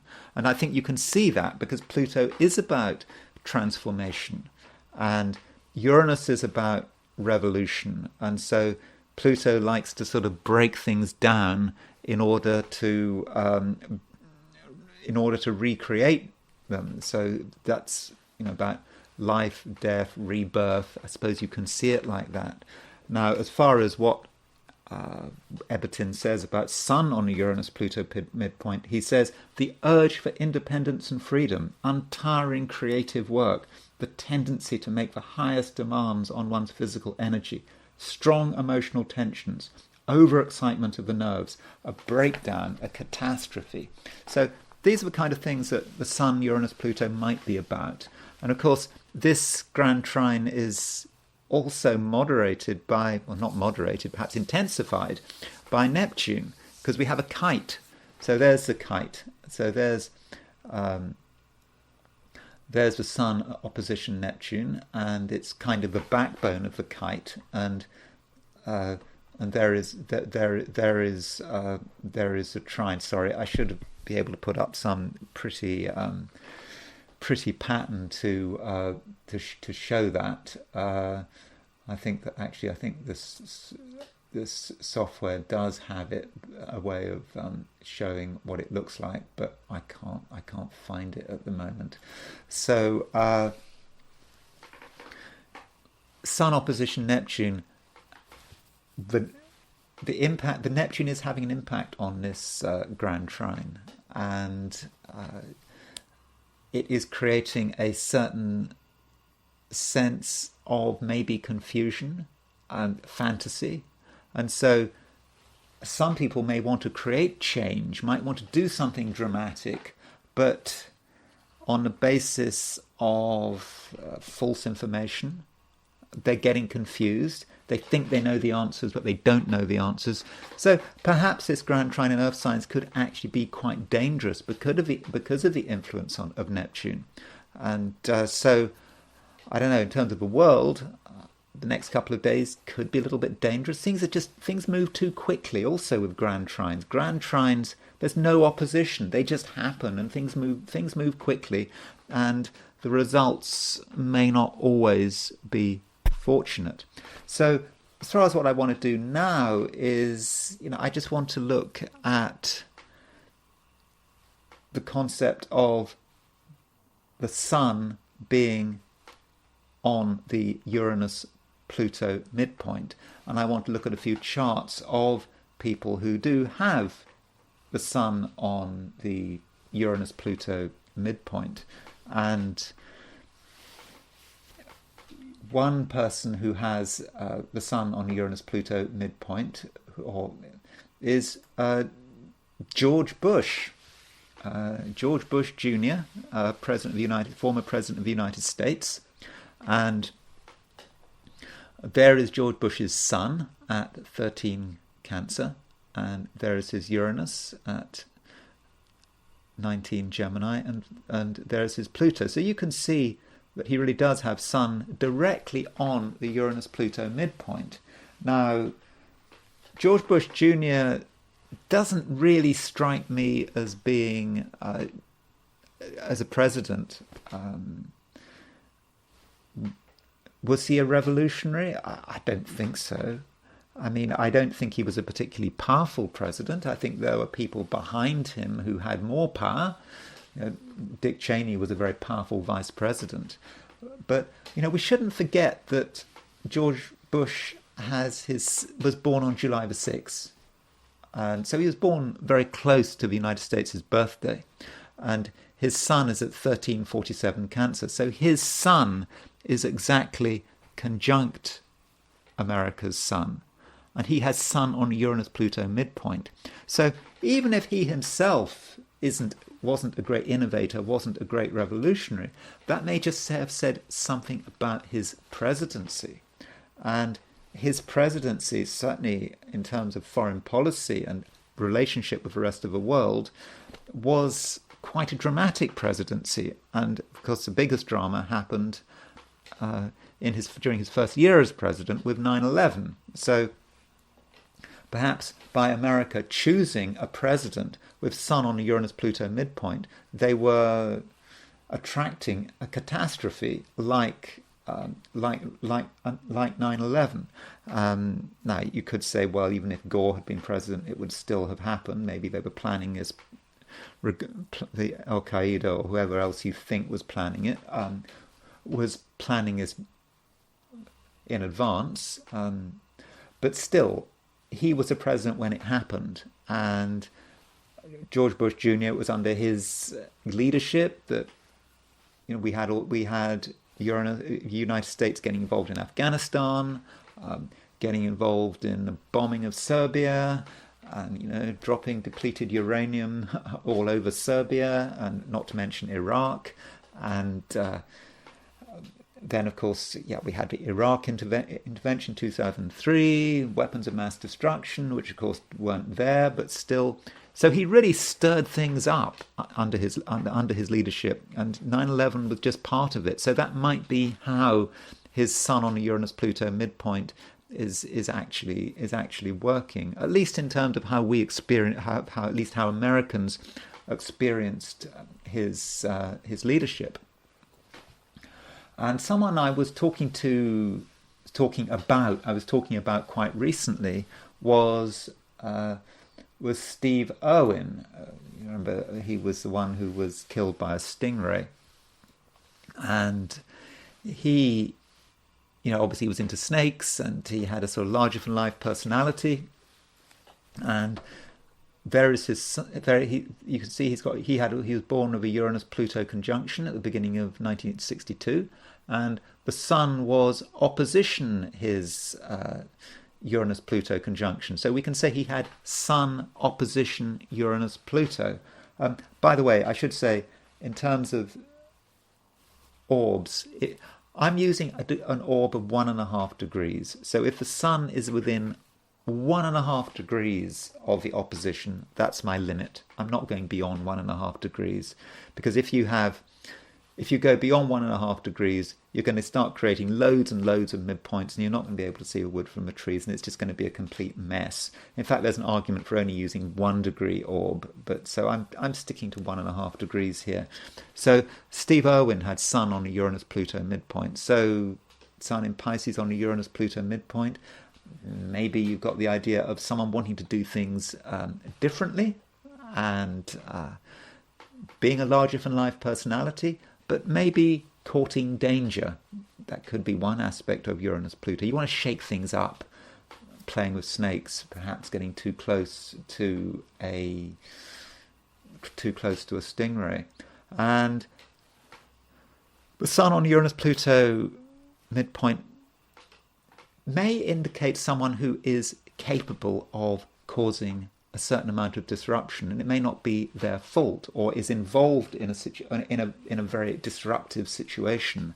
And Virginia Giuffre has Sun on the Uranus-Pluto midpoint, but it's Sun square her Uranus-Pluto midpoint. So Virginia Giuffre is the one who was associated with this whole Jeffrey Epstein, Prince Andrew thing, how Prince Andrew's reputation got completely destroyed by Virginia Giuffre revealing what had happened to her when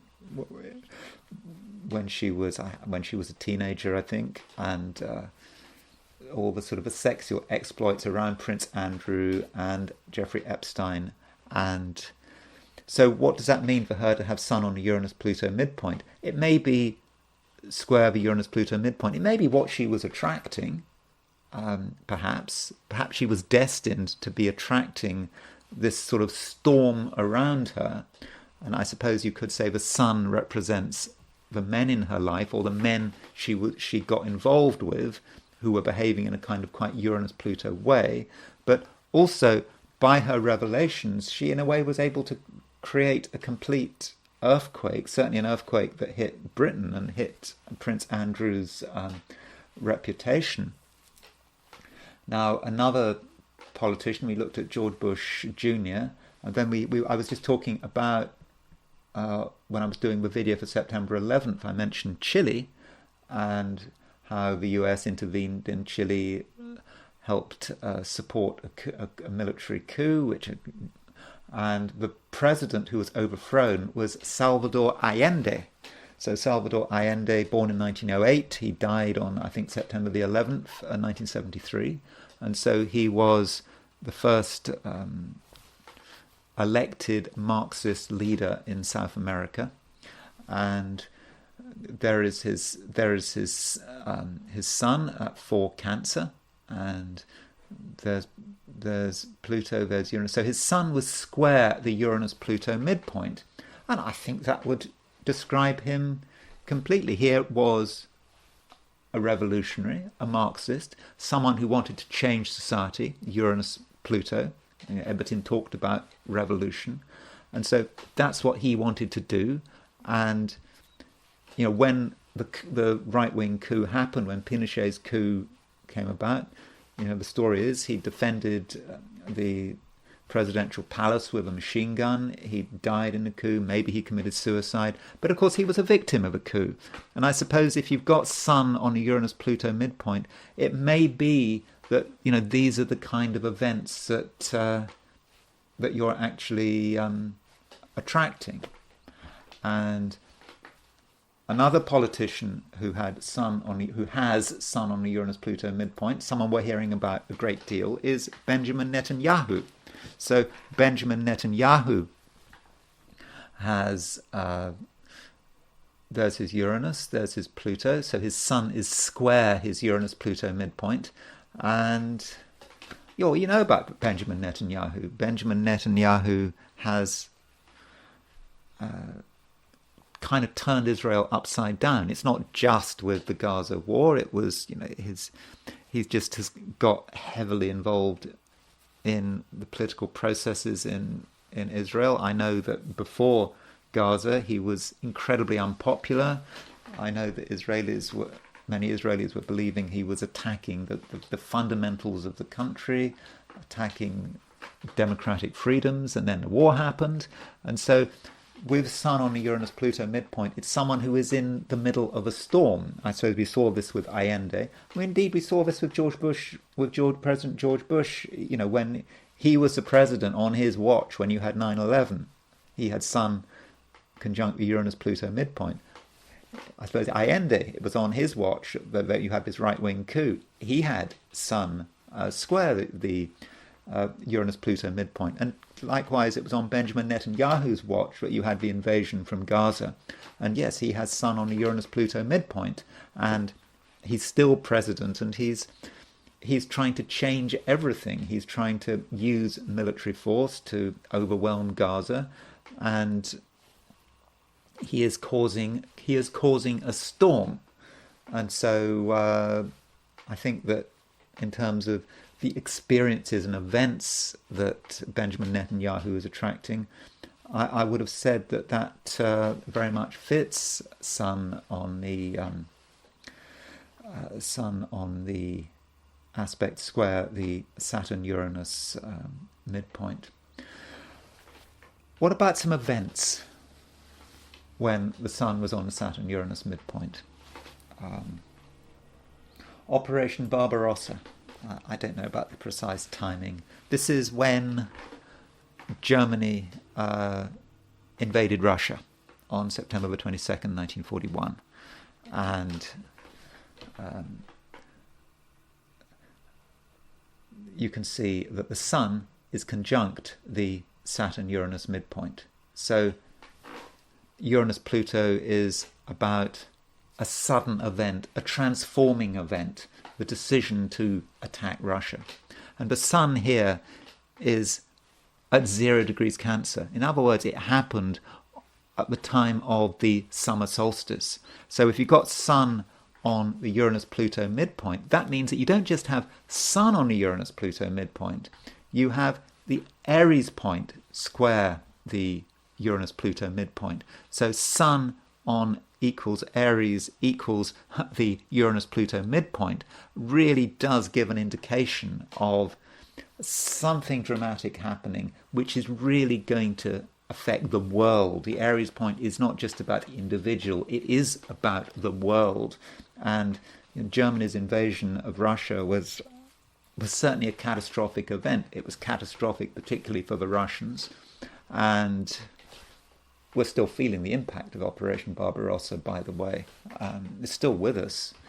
Why do you think the Russians invaded Ukraine? And did they just do it out of some imperial fantasy? No. Because as far as they're concerned, the West is out to get them. It happened in 1941, and it's happening again. And I think they certainly have some grounds for that. I think that the West has been trying to break Russia for a very long time. And so it's still with us. This was an important event. We're still living with its consequences. And so it's kind of not surprising that we got something so massive as that happening. And in the UK, an event which still has a big impact on the country, on the Sun, on Uranus-Pluto midpoint, was the abdication of Edward VIII in 1936. Remember, he had this affair with what was her name, Wallis Simpson, and it did shake up the royal family. And there was Uranus and Pluto. So the Sun was actually opposition the Uranus-Pluto midpoint when that happened. I suppose that was about, you could say, the Sun might be the king. He wanted his freedom. He wanted to marry whoever he wanted. He wanted to marry Wallis Simpson. He didn't care didn't care what other people said. Didn't care what his country said. This is what he wanted to do, and that was his action, and it had a huge impact. A lot of people didn't forgive him as a result of this, but he got his way. That's what he wanted, but he had to give up the kingship. And now, at its worst, you could say that Sun on the Uranus-Pluto midpoint can indicate a massacre. And there are two massacres that happened when Sun was aspecting the Uranus-Pluto midpoint. One massacre was the My Lai massacre on March 16, 1968. So the My Lai massacre was when American troops went into this Vietnamese. It says Saigon. Don't worry, I did change the coordinates for My Lai. I just didn't have My Lai on my on the database in this program. But so I haven't set it for Saigon. I did change the coordinates. So the My Lai massacre was when these American troops went into this Vietnamese village, and they were jumpy, and for whatever reason, and they massacred a load of villagers. And this is sort of a notorious event. And there's Uranus, there's Pluto, sort of a Uranus-Pluto that we had in the late 60s. So it's very much, I suppose, about the times, 1968. And the Sun was opposition the Uranus-Pluto midpoint. And so that sort of fits the idea of a massacre, something huge happening, a catastrophe happening. So, I hope that with this Grand Trine that we've got at the moment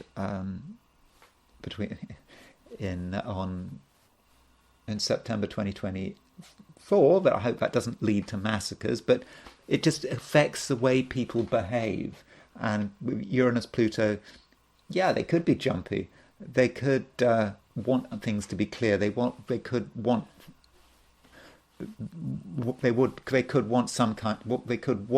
some kind of resolution and resolve things in a really sort of horrific way. And finally, there's another massacre, which is the Valentine's Day massacre. And the Valentine's Day massacre, remember, this was in Chicago in 1929, and it was a massacre involving one criminal gang massacring another. Probably the case that Al Capone was involved in it, and yeah, it was notorious. And so there is Pluto, and there's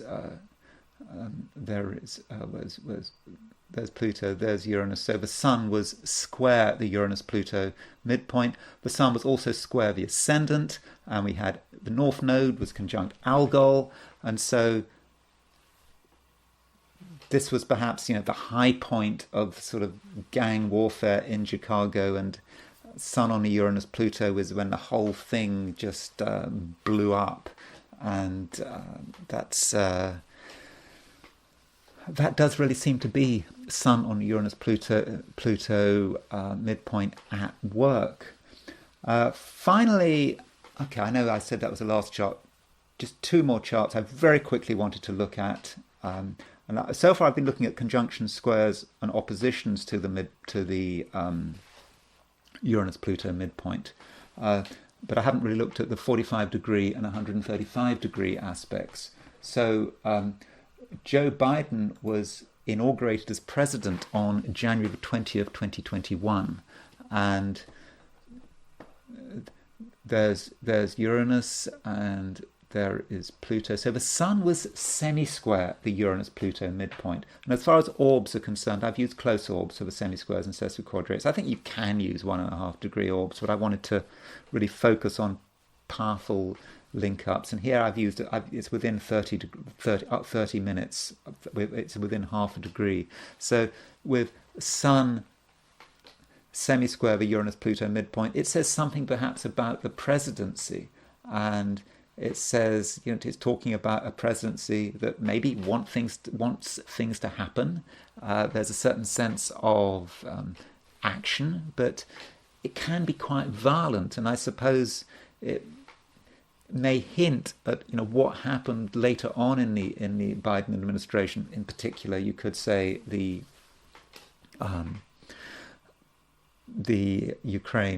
war in Ukraine, which the United States, of course, did so much to stir up. There could have been a peace treaty in 2022, but no, the United States wanted to continue with it. And so that might say something about the administration. It may also say something about the way the administration seems to be ending, with Biden being pushed out and there being this sort of power struggle.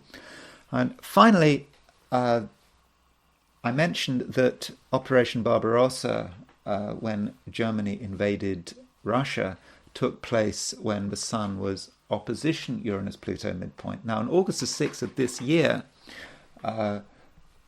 Ukraine had this incursion into Kursk. It's Kursk offensive, and so I've taken 8 o'clock in the morning. Some say it was a few hours earlier. I don't know for sure. So at the time of the Kursk offensive, we had the Sun was sesquiquadrate the Uranus-Pluto midpoint. And so there's an echo there of the Operation Barbarossa. Again, it's another country invaded Russia, went past its 1991 borders.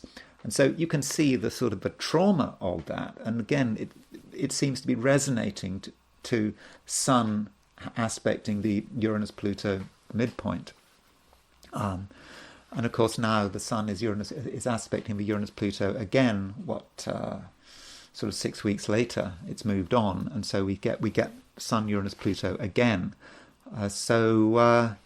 That I did find interesting. Anyway, that's all I'm going to say about Sun on the Uranus-Pluto midpoint, and we certainly have this Grand Trine in Earth today, which I think it's a powerful aspect. Sun is opposition Neptune. It's a very close Grand Trine. It's exact as it can be. Sun is on Uranus-Pluto midpoint, and I suppose we'll have to see what happens. So thank you very much for listening. I hope you enjoyed this video. If you did enjoy this video, I'd be very grateful if you were to like it. And if you're not subscribed and you enjoyed the video, I'd be really super grateful if you were to subscribe. And if you want to buy me a coffee, there is a link in the description. So thank you very much for watching, and I will talk to you again tomorrow.